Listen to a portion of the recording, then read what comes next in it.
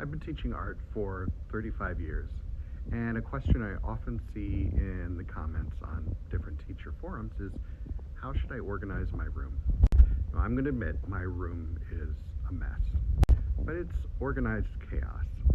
And I'm going to share with you how I organize my stuff, because after 35 years, I've pack-ratted a lot of stuff away. And art teachers need to organize materials, samples, and student work. That's a lot of stuff. So I have general areas around my room, starting with near my door. I have books, then I have craft items, then I have drawing materials, painting supplies, and then way down on the end I have my glues, adhesives, and then just stuff that's for 3D art in the back. You can see back here I have a closet. That's where I keep like my overflow paint and supplies that are too expensive for me to hand out. But even within areas like in my crafts corner, I've got little boxes with little things. So, when I need a little drawer full of doodads or whatever, I've got them kind of separated so we can find them. And I'm lucky enough to have under counter storage, so we can put additional stuff there. I have blueprint files, and in here I keep my display information. So these are explanations of what I have on display for students. So when people see our exhibitions, they understand what they're looking at. And I have them roughly organized by 2D, 3D, design, figurative, etc. I use these large portfolios for my samples of teaching stuff.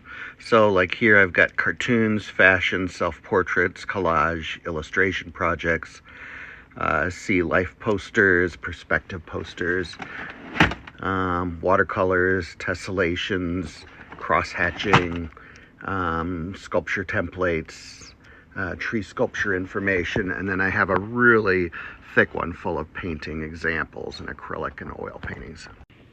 I have bins in my room where each student gets their own bin. I have 2 of these set up. And of course, above everything, I've got stuff shoved in there, but it's at least 18 inches from the ceiling for the fire marshal. And as students are working on 2D stuff that's messy, we have these wire racks. I don't generally keep student work, except for maybe, one A+ project or 2. So later on, if we have an art exhibition in town or something, I have work that I can send there, but I give that back to the student at the end of the year. But mostly they just take it home. I don't want to store finished work. I don't want to be responsible for it.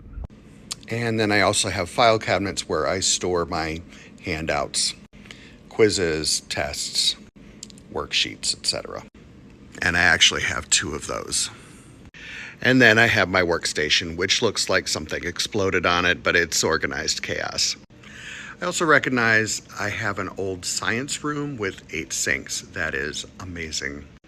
I know there's people out there that don't even have 1 sink and don't have the room that I do. I'm very fortunate. But if you have a chance to design a room and you feel like this makes sense to you, hopefully this video has been helpful for you.